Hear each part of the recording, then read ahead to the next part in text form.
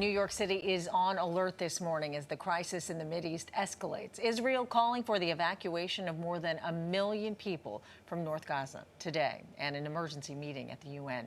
Israel preparing an all-out offensive in Gaza. So far, we know that 27 Americans have been killed and 150 hostages are being held. And then here at home, the NYPD bracing for a potential worldwide day of action called for by the former leader of Hamas. Police say there are no credible threats. That's important as you wake up this morning, but the NYPD prepared for certain about what is happening out there today in terms of protests. Also, what's happening underground, right? A lot of people texting me saying, how am I going to get around today? Should I take the subways? Well, we're going right to the source. Joining us is New York City Transit President Richard Davey to discuss the steps being taken to keep commuters safe. Good morning to you. Good morning, Dan. Good morning. Important to have you here this morning. Like I said, I'm getting a lot of text messages. Viewers want to know, should we take the subway today? What's going on, right? So the city on high alert, certainly important to point out, like we said, no credible threats. But what are you doing in terms of safety? Because visibility is everything. And we will have a significant visible presence of NYPD. So we're working closely with NYPD. I think they used the term this morning with me, all hands on deck, literally. So you'll see a significant police presence,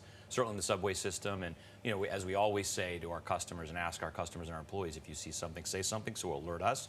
We'll be on high alert today. That said, you know, I'll be on the subway as I am, and the bus system today, and New Yorkers should feel safe to be able to use our system.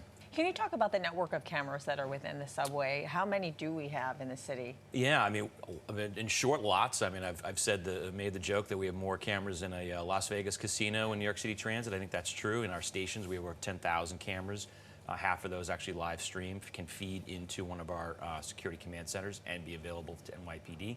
Our buses is something people don't talk about. We have over 40,000 cameras in our buses. So, you know, if you do something in our system, we will get a picture of you and find you. But, you know, our customers should feel comforted that not only will there be a significant police presence today, but also our camera network is up and running. Yeah, so the enhanced visibility in terms of seeing those police officers, both from the NYPD and the New York City Transit Police. Bomb sniffing dogs, so on and so forth, will be down there? They will. In fact, I mean, just ironically, our NYPD Transit Bureau graduated 14 dogs this past Wednesday. I don't know who the valedictorian was, but I can tell you they'll be out working as well. But in serious, we're taking this very seriously. We're going to be working very closely with NYPD. As I said, I spoke to Chief Kemper this morning, and so far so good, but we are on alert.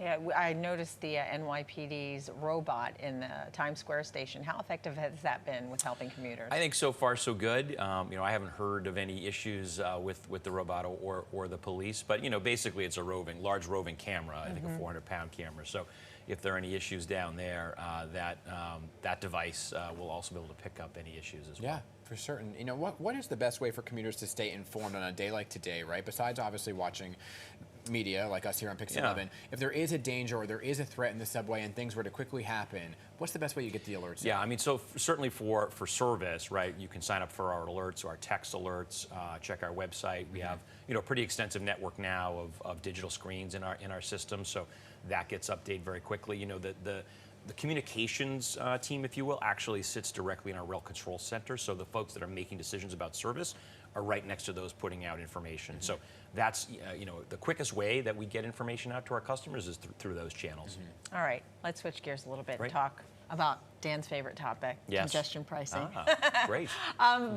So right now, there are some exemptions that are being discussed. Where do we stand right now? Yeah, so there's a Traffic Review Mobility Board, so a group of 6 citizens that were appointed by the governor who are considering, to your point, potential exemptions. They are still in the throes of their work.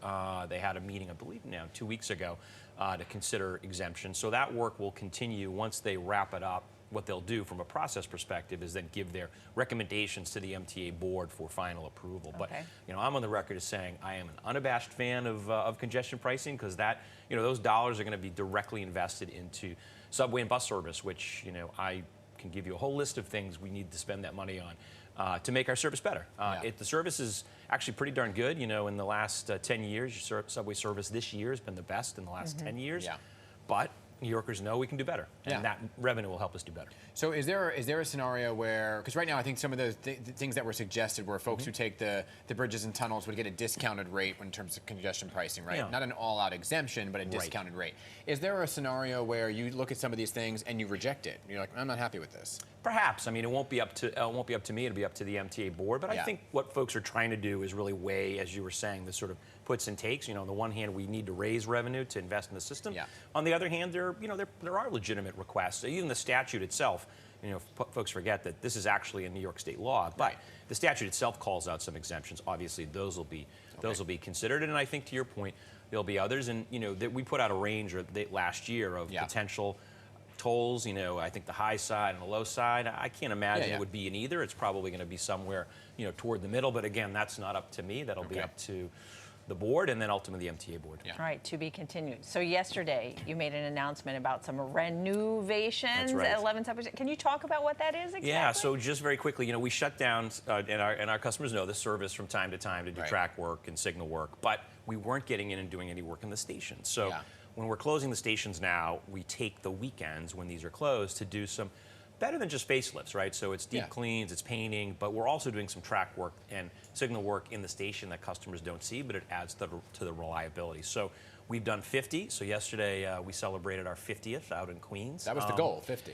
That was the goal. We've achieved it, and we plow forward. So we'll probably get to about 60, 65 by the end of the year, and I think this will become a program, not Rich Davey or Jan Lieber's, program, but actually a program that beyond our tenures will continue, which is good news for our customers. Okay, next time you're here, I want to talk to you about air conditioning in the subways because I'm fascinated by how that would work. Well, coming soon, December, so it'll be cold. Well, there you go.